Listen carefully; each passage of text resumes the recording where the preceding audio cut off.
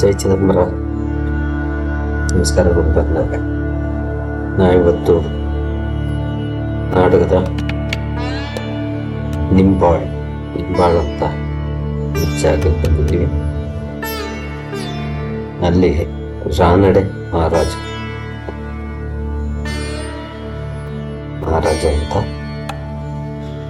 ಇವರು ಮೂಲತಃ ಮರಾಠರು. ಆದರೂ ಇಲ್ಲಿ ಈ ಆಶ್ರಮಕ್ಕೆ ತುಂಬ ದೊಡ್ಡ ದೊಡ್ಡ ಜನ ಎಲ್ಲ ಬರ್ತಾರೆ.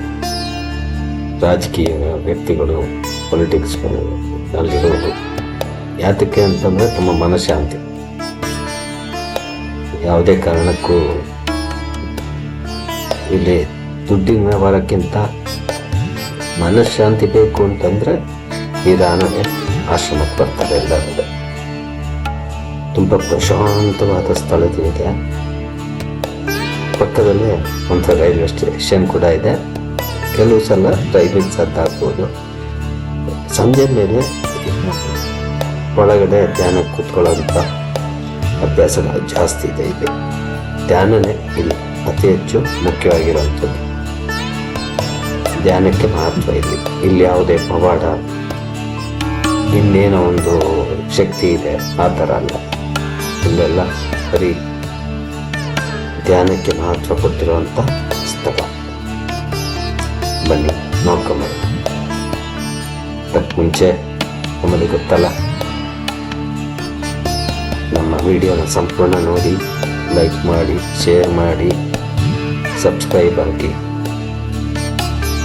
ಎಲ್ಲರಿಗೂ ತಿಳಿಸಿ ಸಬ್ಸ್ಕ್ರೈಬ್ ಮಾಡಿಸ್ತಿರಲ್ಲ.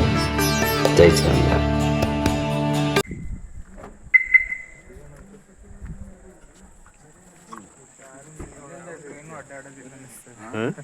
ಆರಿಂದ 7 ಯಾವ ಟ್ರೈನು ಅಡ್ಡಾಡೋದಿಲ್ಲ. 7ರಿಂದ 8 ಅಲ್ಲೇ ಇಟ್ಬಿಡು.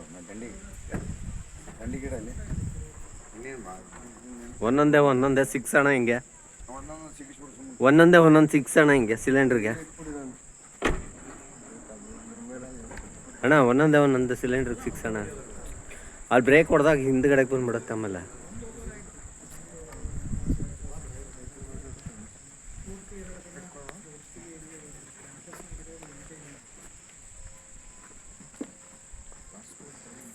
ನಾಳಿಲ್ಲ.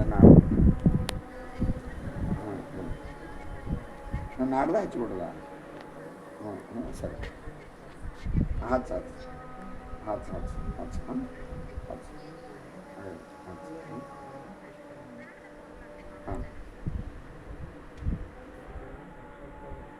ಇಟ್ಕೋ.